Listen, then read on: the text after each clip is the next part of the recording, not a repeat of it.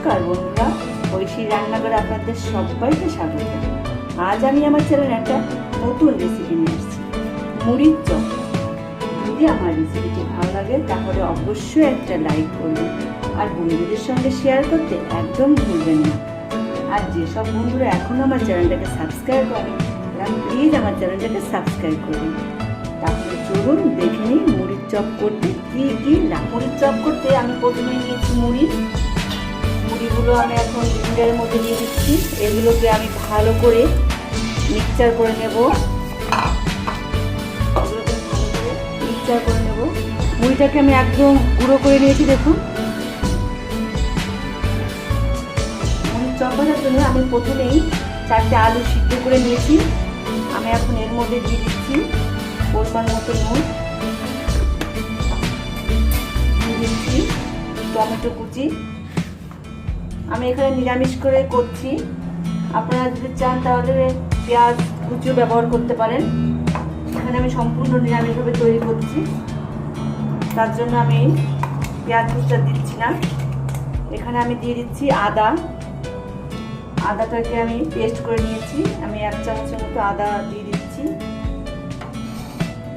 আর দিয়ে দিচ্ছি কাঁচা লঙ্কা কুচি।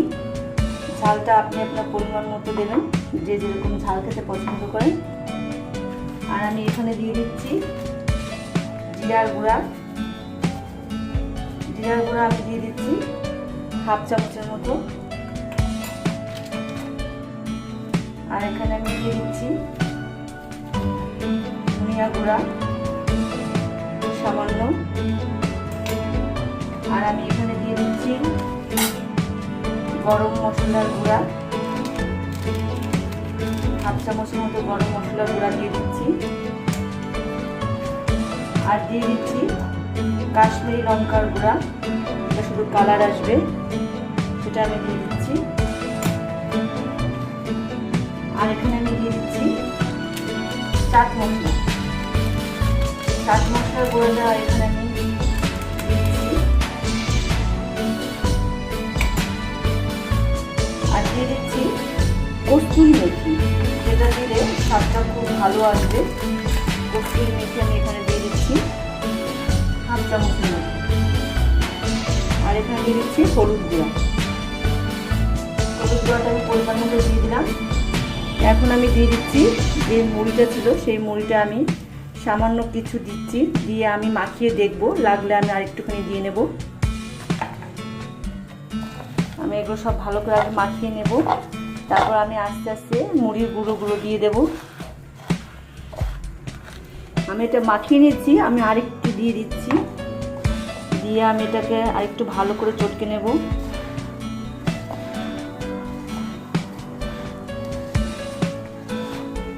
এটাকে আমি ভালো করে আরেকটু মাখিয়ে নিচ্ছি। আমি এখন চপগুলো শেপ করছি, আপনারা যে কোনো শেপে করতে পারেন। আমি এটা এরকম টাইপের শেপ করছি, প্রত্যেকটা আমি এরকম করে শেপ করে তৈরি করে নেব। আপনি চাইলে গোলও করতে পারেন। প্রত্যেকটাকে আমি এইভাবে শেপ দিয়ে নিচ্ছি।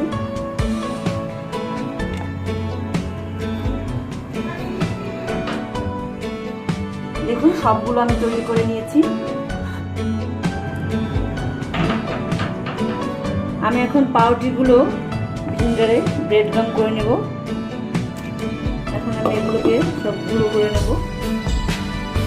ব্রেডটাকে আমি পুরো ভিনেগারে করে নিয়েছি। এখন ব্রেড গামগুলো আমি এখানে ঢেলে দিচ্ছি।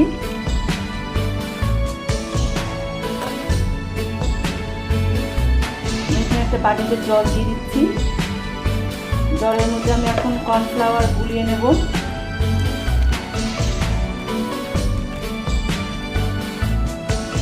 কর্নফ্লাওয়ারটা দিয়ে আমি জলটাকে গুলিয়ে নেব।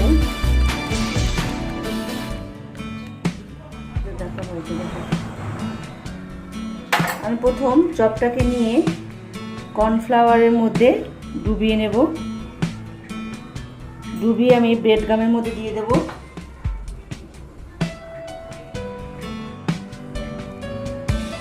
দিয়ে আমি আরেকবার কর্নফ্লাওয়ারের মধ্যে চুবিয়ে নেব।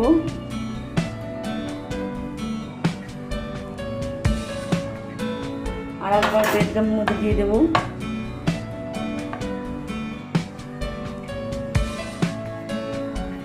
আমি এইভাবে প্রত্যেকটা ডুবিয়ে নিয়ে আগে এটাকে সেট করে নেব।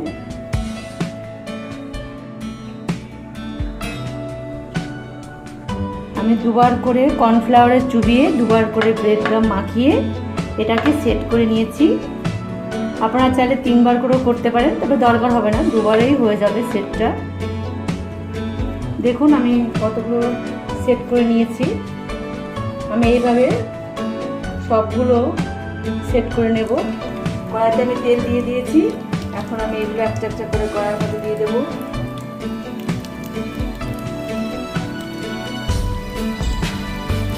সবগুলো একটা একটা করে দিয়ে দিচ্ছি।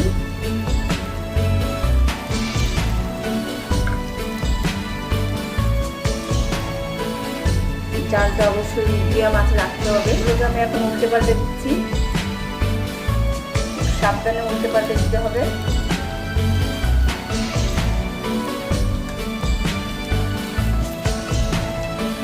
দেখুন এক পাশে কালারটা আমার লাল হয়ে গেছে।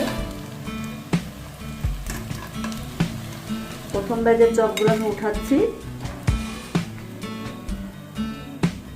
দেখুন কতটা ক্রিস্পি হয়েছে। এখন আমি পরের ব্যাচের চপগুলো দিয়ে দিচ্ছি। একটু ফাঁকা ফাঁকা করে দেব, যাতে পরে উল্টাতে কোনো অসুবিধা না হয়।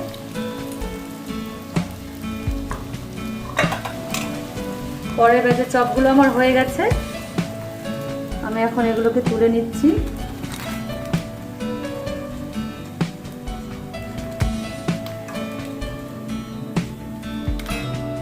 তৈরি হয়ে গেছে আমার মুড়ির চপ। তাহলে আজকে এই পর্যন্তই।